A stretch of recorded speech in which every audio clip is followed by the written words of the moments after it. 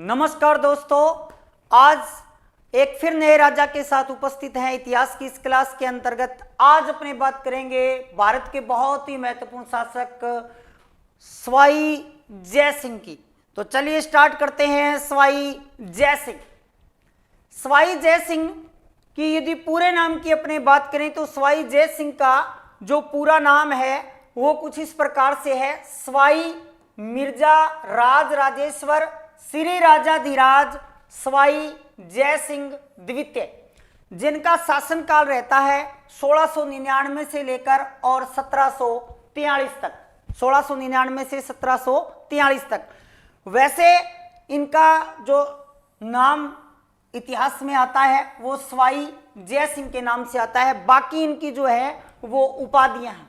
तो चलिए सवाई जय सिंह की सबसे पहले अपने उपाधियों की बात करते हैं। और उपाधियों में यदि अपने बात करें तो पहली उपाधि है सवाई की, और सवाई की उपाधि इन्हें औरंगजेब के द्वारा है वो दी गई। जब ये अपने पिता के साथ औरंगजेब के दरबार में जाया करते थे तो बात करने में बड़े चतुर थे, तो औरंगजेब ने इन्हें सवाई की उपाधि है वो दी। उसके बाद में सवाई मिर्जा की उपाधि है वो मुगल बादशाह जहांदारा ने दी। राज राजेश्वर महाराजाधिराज की उपाधि है वो मुगल बादशाह मोहम्मद शाह रंगीला के द्वारा दी गई। और ज्योतिष राजा इन्हें मध्यकालीन इतिहास के बहुत ही बड़े विद्वान डॉक्टर जदुनाथ सरकार द्वारा इन्हें उपाधि है वो दी गई।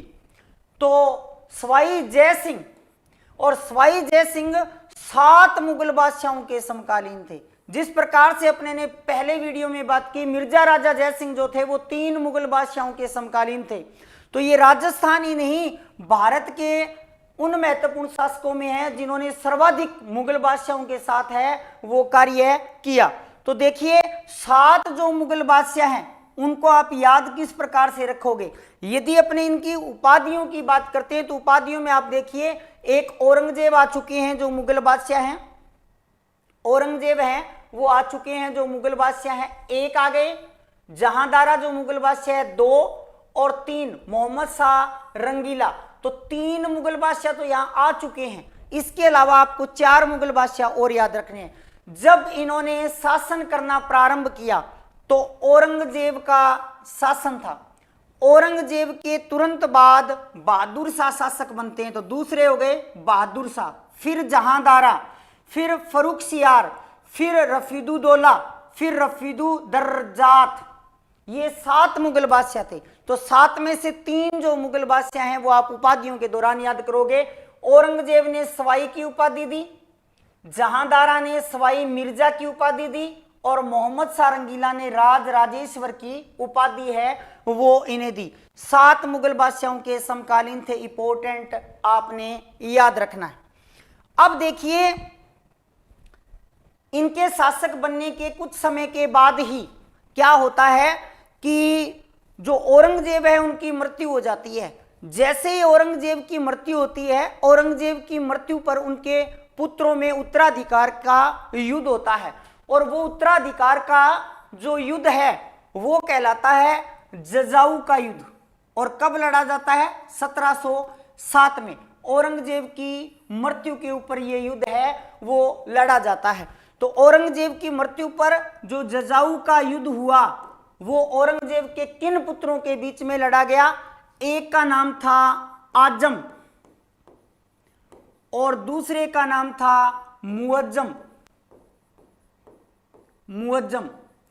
आजम और मुअज्जम में ये युद्ध है वो लड़ा गया। अब देखिए सवाई जय सिंह जो थे वो आजम के साथ थे। सवाई जय सिंह ने इस युद्ध में आजम का साथ दिया।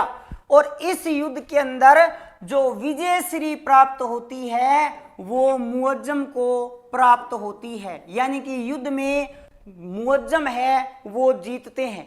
और मुअज्जम जो है वो बहादुर शाह फर्स्ट के नाम से मुगल सिंहासन पर बैठते हैं। बहादुर शाह फर्स्ट के नाम से मुगल सिंहासन पर बैठते हैं। तो नेक्स्ट जो शासक थे वो मुअज्जम यानी कि बहादुर शाह थे। अब देखिए सवाई जय सिंह हैं वो इनके विरोध में थे। तो नेचुरल सी बात है कि वो इनसे नाराज होंगे। अब मुअज्जम नाराज हैं तो वो क्या करते हैं, वो आमेर पर अधिकार कर लेते हैं, और आमेर पर अधिकार करने के बाद में आमेर का नाम है वो बदलते हैं, और आमेर का नाम बदलकर पहले वो इस्लामाबाद रखते हैं और बाद में वो आमेर का नाम बदलकर क्या कर देते हैं, मोमिनाबाद। मोमिनाबाद किसका नाम, आमेर का नाम, आमेर का नाम बदल देते हैं। ठीक है, और यहां साथ ही साथ आजम क्या करते हैं, मुअज्जम क्या करते हैं, आमेर को खालसा जागीर घोषित कर देते हैं। खालसा जागीर है वो भी घोषित कर देते हैं।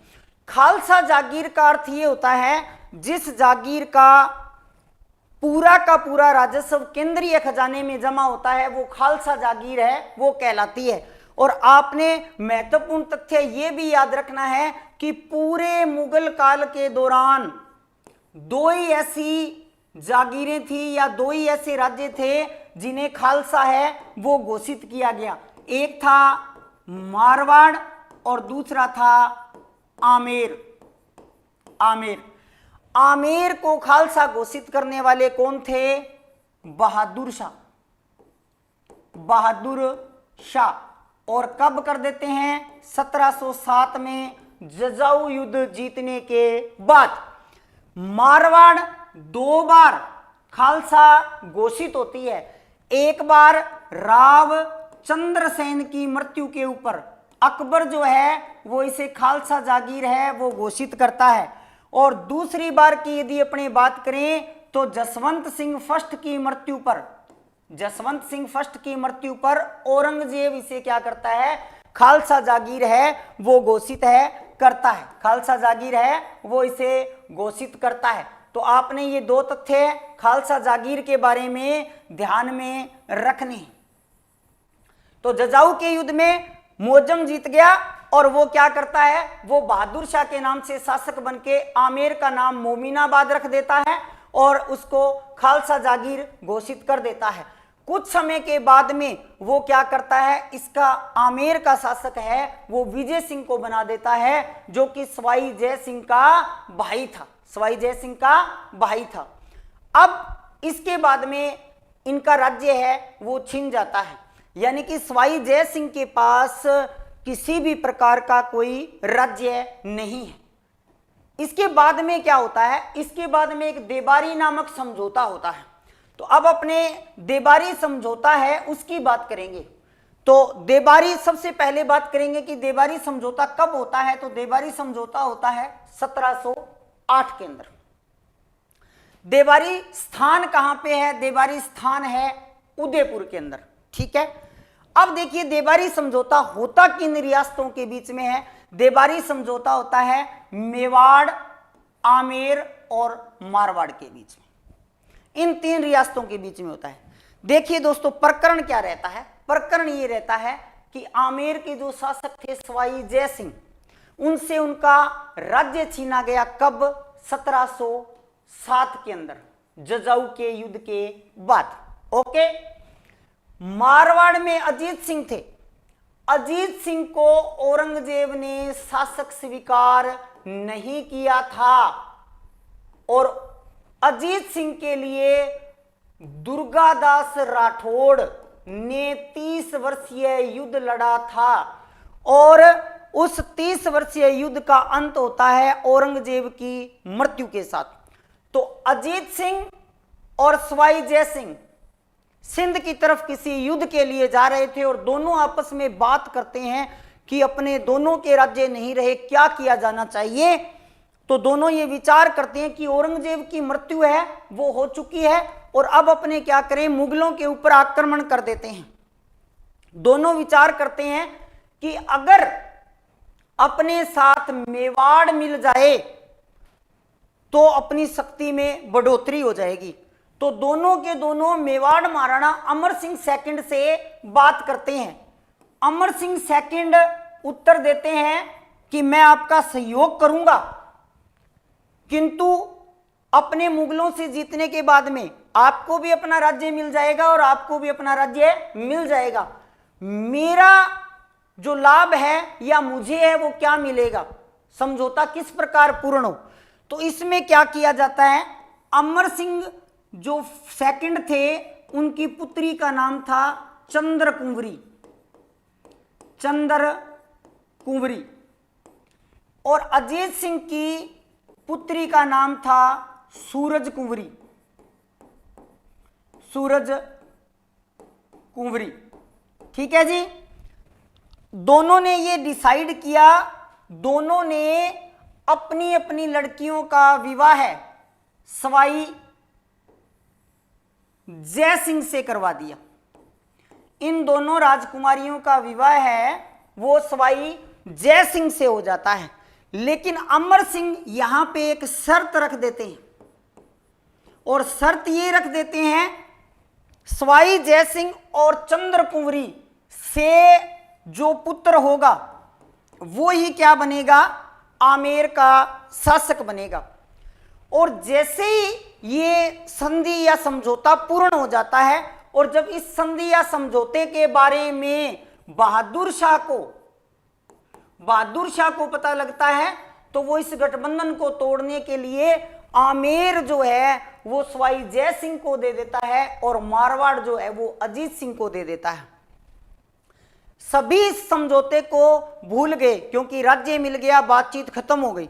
लेकिन यह जो समझौता है ये आगे जाकर जयपुर में गृह युद्ध का कारण बना, क्योंकि जब 1743 के अंदर सवाई जय सिंह की मृत्यु होती है, तो सवाई जय सिंह की मृत्यु के ऊपर सूरज कंवरी का पुत्र ईश्वरी सिंह जो है वो शासक बनता है। और ईश्वरी सिंह का विरोध कौन करता है, चंद्र कुंवरी का पुत्र माधो सिंह इसका विरोध करता है। कि पहले देवारी समझौते में यह तय हुआ था कि चंद्र कुंवरी का पुत्र है वो ही शासक बनेगा। और फिर इन दोनों की जो लड़ाई है गृह युद्ध, वो गृह युद्ध मराठों के आक्रमण जयपुर पर और तेज कर देता है। तो देवारी समझौता इस प्रकार से मेवाड़, आमेर और मारवाड़ में अजीत सिंह, सवाई जय सिंह और अमर सिंह सेकंड के बीच हुआ। इसके बाद में क्या होता है, इसके बाद में सवाई जय सिंह को पंजाब में बंदा बहादुर के विरुद्ध भेजा जाता है, जो कि गुरु गोविंद सिंह जी के बाद में पंजाब में सिखों का नेतृत्व कर रहे थे। उनके ऊपर वो अंकुश लगाते हैं और पिलसुद के युद्ध के अंदर वो मराठों को भी पराजित है वो करते हैं। उसके बाद में सवाई जय सिंह आमेर के बाद एक नई राजधानी का निर्माण करते हैं, और वो नई राजधानी थी जयपुर। और जयपुर के अंतर्गत वो क्या क्या चीजें करते हैं उनके बारे में अपने बात करेंगे। तो मूल नाम इसका क्या था, मूल नाम था जयनगर। जयनगर यानी कि जयपुर की स्थापना करते हैं, और जयपुर की स्थापना के दौरान यहां पे एक महल बनाते हैं जिस महल का नाम था बादल महल। बादल महल का निर्माण करवाते हैं। जयपुर की स्थापना जो है वो 18 नवंबर 1727 को होती है। 18 नवंबर 1727। वास्तुकार यानी कि आर्किटेक्चर जो थे वो विद्यासागर भट्टाचार्य थे, विद्यासागर भट्टाचार्य थे। जबकि नींव किसने रखी थी, नींव रखने वाले व्यक्ति थे, दो व्यक्ति थे, जगन्नाथ और पुंडरीक रत्नाकर। इन दो व्यक्तियों ने जयपुर की नींव है वो रखी थी। अब देखिए, वास्तुकार तो इसके विद्यासागर भट्टाचार्य है, लेकिन जो आगे का मैदानी भाग है, आगे का जो मैदानी भाग है प्लस जल निकासी किस प्रकार से होगी उसकी योजना एक अंग्रेज मेलकम स्पीड ने बनाई थी। और आधुनिक निर्माता यानी कि जयपुर का जो आधुनिक रूप आप देख रहे हैं, आधुनिक निर्माता प्रधानमंत्री मिर्जा इस्माइल को कहा जाता है, मिर्जा इस्माइल को कहा जाता है। और आपको मैं बताऊं, वर्तमान समय में जयपुर शहर का जो परकोटा है, परकोटा मतलब बाहरी जो चार दीवारी है, उसे यूनेस्को ने विश्व धरोहर सूची में शामिल है वो किया है। तो विश्व धरोहर सूची में शामिल होने वाला ये राजस्थान का एक और स्मारक है जिसे अब शामिल किया गया है यूनेस्को के विश्व धरोहर सूची के अंतर्गत। चलिए, तो देखिए सवाई जय सिंह का बूंदी उत्तराधिकार में भाग लेना, सवाई जय सिंह का बूंदी उत्तराधिकार में भाग लेना। सवाई जय सिंह की जो बहन थी अमर कुंवरी, उनका विवाह हुआ था बूंदी शासक बुद्ध सिंह के साथ, बूंदी शासक बुद्ध सिंह के साथ। बहुत समय बीतने के बाद भी बुद्ध सिंह और अमर कुंवरी को कोई संतान नहीं होती है, कोई संतान नहीं होती है। जब उन्हें कोई संतान नहीं होती है तो सवाई जय सिंह क्या करते हैं, सवाई जय सिंह उन्हें सुझाव देते हैं, ये कहते हैं कि आप क्या कीजिए, किसी को बूंदी का उत्तराधिकारी है वो घोषित कर दीजिए। तो सवाई जय सिंह के कहने पर दिलेल सिंह, जो करवड़ के जो ठाकुर थे, उनका जो पुत्र था, उसको बूंदी का शासक है वो घोषित कर देते हैं भी आने वाला नेक्स्ट जो शासक है वो यही होंगे। कुछ समय के बाद में क्या होता है, दिलेल सिंह से सवाई जय सिंह अपनी पुत्री कृष्णा कुमारी का विवाह है वो भी तय कर देते हैं, यानी कि अपनी लड़की की शादी से कर देते हैं। अब इसके बाद में क्या होता है, इसके बाद में बुद्ध सिंह और अमर कुंवरी दोनों को एक पुत्र रत्न की प्राप्ति होती है जिनका नाम था उमेद सिंह। और जैसे ही इनको पुत्र रत्न प्राप्त हुआ, अब ये क्या चाहेंगे, अब ये दोनों चाहेंगे कि इनका जो पुत्र है वो क्या हो, वो शासक बने। और जब इन्होंने अपने पुत्र को शासक बनाना चाहा तो सवाई जय सिंह ने क्या किया, सवाई जय सिंह ने बूंदी के ऊपर आक्रमण कर दिया। सवाई जय सिंह ने बूंदी के ऊपर आक्रमण कर दिया। बूंदी के ऊपर आक्रमण होने के बाद में दोबारा से बुद्ध सिंह ने अधिकार कर लिया, उन्होंने फिर दोबारा से आक्रमण कर दिया। जब दोबारा से आक्रमण कर दिया तो सवाई जय सिंह की बहन जो होती है अमर कुंवरी, वो क्या करती है, मराठा मल्हार राव होलकर को राखी भेजती है, मल्हार राव होलकर को राखी भेजती है। और मल्हार राव होलकर जो है वो मराठा सेना लेकर वहां आते हैं और बूंदी पर आक्रमण करके बूंदी को जीत लेते हैं और उमेद सिंह को क्या करते हैं, वहां के शासक है वो बना देते हैं। और मल्हार राव होलकर का पहली बार राजस्थान आना और यहीं से क्या हो जाता है, राजस्थान में मराठों का प्रवेश हो जाता है, राजस्थान में मराठों का प्रवेश हो जाता है। इससे पहले मराठे जो थे वो राजस्थान से अनभिज्ञ थे, एक प्रकार से ऐसा नहीं था भी जानते नहीं थे, कहने का मतलब उन्होंने राजस्थान में कोई भी आक्रमण इससे पहले नहीं किया था। ये आरएएस में प्रश्न पूछा जा चुका है कि राजस्थान में मराठों के प्रवेश का कारण क्या था, तो राजस्थान में मराठों का प्रवेश का कारण था सवाई जय सिंह का बूंदी उत्तराधिकार में भाग लेना। इसके बाद में क्या होता है, इसके बाद में निरंतर राजस्थान के प्रत्येक रियासत में मराठों के लगातार आक्रमण होते हैं और वो धन की मांग करते रहते हैं, धन की मांग है वो करते रहते हैं। इसके बाद में यदि बात करें तो लगातार ये जो मराठा आक्रमण हो रहे थे, इनसे बचाव के प्रयास फिर राजपूताना के शासक है वो ढूंढने लगे, क्योंकि एक तरफ क्या था, एक तरफ तो अंग्रेजों की मार थी और दूसरी तरफ मराठों की मार और पड़ने लग गई, तो इससे चारों तरफ है वो अराजकता फैल जाती है। तो मराठा आक्रमण से कैसे बचा जाए, और मराठा आक्रमण से बचने के लिए सवाई जय सिंह क्या करते हैं, एक तो अपनी सुरक्षा के लिए, जयपुर की सुरक्षा के लिए क्या करते हैं, नाहरगढ़ जिसका दूसरा नाम है सुदर्शनगढ़, उस दुर्ग का निर्माण जो है वो करवाते हैं। तो एक तो नाहरगढ़ का निर्माण है वो करवा दिया 1734 के अंदर, और राजस्थान के बड़े दुर्गों के अंदर बनने वाले अंतिम दुर्गों में ये शामिल है। नाहरगढ़ या सुदर्शनगढ़ 1734 में बना, एक जो भरतपुर का दुर्ग था लोहगढ़ वो भी 1734 में बना। तो ये दो ऐसे दुर्ग हैं राजस्थान के जो सबसे अंत में बनने वाले सबसे महत्वपूर्ण दुर्ग थे। दूसरा, सवाई जय सिंह क्या करते हैं, सवाई जय सिंह हुरडा सम्मेलन का आयोजन करते हैं। हुरडा जो स्थान है वो भीलवाड़ा में है, यानी कि हुरडा नामक स्थान पर एक सम्मेलन बुलाया जाता है और उस सम्मेलन में वो सम्मेलन इसलिए आयोजित किया जाता है कि किस प्रकार से अपने मराठा आक्रमण से है वो बच सकते हैं। तो इस सम्मेलन का आयोजन जो है वो 17 जुलाई 1734 को होता है हुरडा नामक स्थान पे, और इस सम्मेलन के लिए अध्यक्ष चुना जाता है संग्राम सिंह द्वितीय को, संग्राम सिंह द्वितीय को। लेकिन अध्यक्षता करता कौन है, अध्यक्षता करते हैं जगत सिंह द्वितीय। दोनों ही कहां के शासक थे, मेवाड़ के शासक थे। जब हुरडा सम्मेलन बुलाया जाता है तो यह देखा जाता है कि कौन सा ऐसा शासक है, कौन सी वो रियासत है जो इस सम्मेलन की अध्यक्षता करेगी, क्योंकि पूरा राजपूताना एक स्थान पे इकट्ठा हो रहा है, पूरे राजपूताना के शासक हैं वो एक स्थान पे इकट्ठा हो रहे हैं।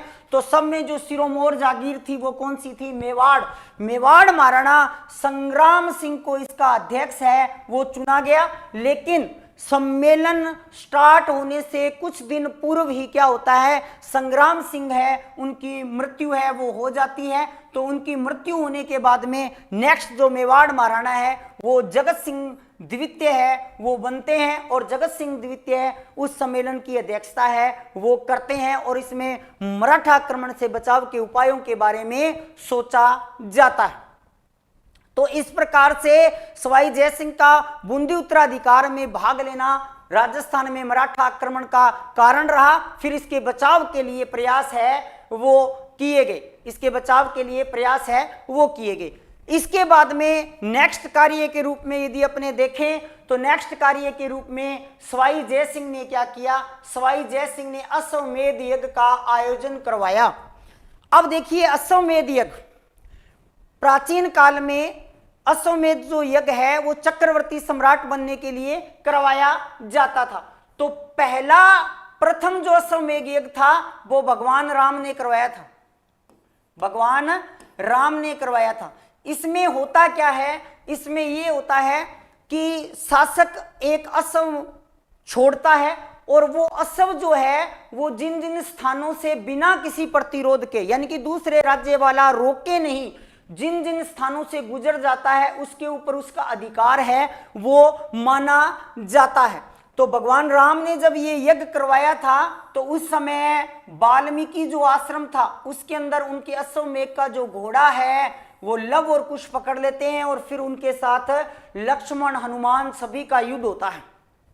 वैसे ही सवाई जय सिंह ने भी क्या करवाया था, अश्वमेध यज्ञ का आयोजन है वो करवाया था। आपने ये ध्यान रखना है कि अश्वमेध यज्ञ का आयोजन करवाने वाले सवाई जय सिंह अंतिम शासक थे, अंतिम शासक थे, यानी कि इनके बाद कोई भी ऐसा शासक नहीं हुआ जिसने इस यज्ञ का आयोजन करवाया।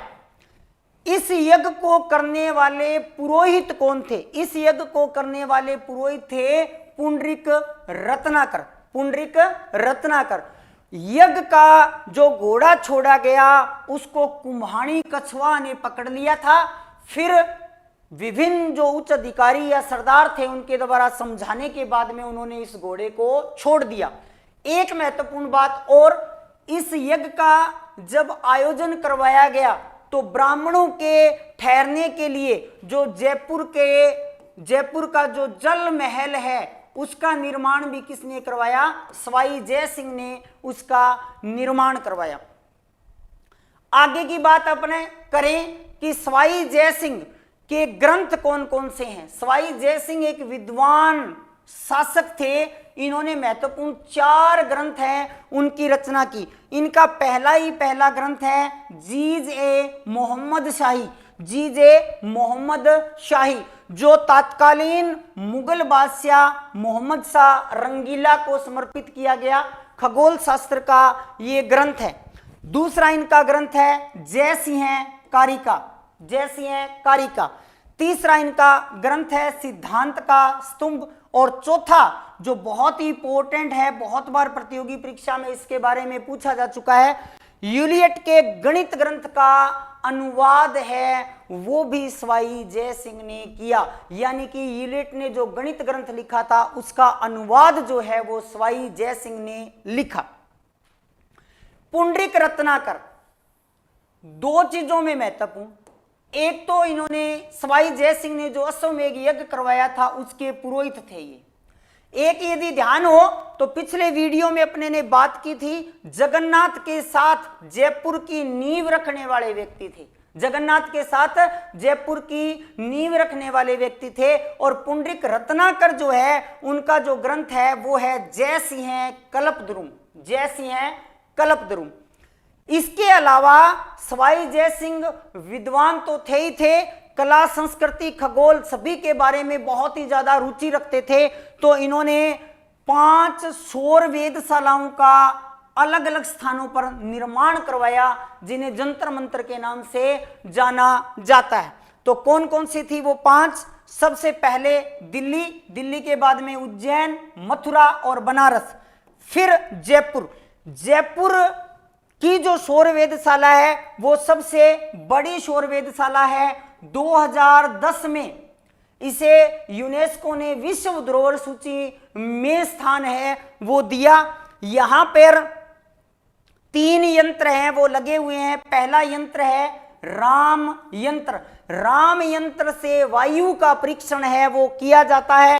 दूसरा यंत्र है जयप्रकाश यंत्र, जयप्रकाश यंत्र से अक्षांशीय परीक्षण है वो किया जाता है। और तीसरा है सम्राट यंत्र, और सम्राट यंत्र से समय का ज्ञान है वो किया जाता है। और यहाँ पे लगी हुई है सूर्य घड़ी जो कि विश्व की सबसे बड़ी घड़ी है, सूर्य घड़ी जो कि विश्व की सबसे बड़ी घड़ी है। उसके बाद में 1743 के अंदर रक्त विकार से, रक्त में कोई विकार आ गया, रक्त विकार से सवाई जय सिंह की मृत्यु है वो हो जाती है। और सवाई जय सिंह की मृत्यु के ऊपर जैसे अपने ने बात की कि देबारी समझौते के तहत जो चंद्र कुंवरी और सूरज कुंवरी थी उनके पुत्रों के अंदर विवाद है वो होता है। तो ये थे सवाई जय सिंह। नेक्स्ट वीडियो में मिलते हैं अपने और एक महत्वपूर्ण शासक के साथ।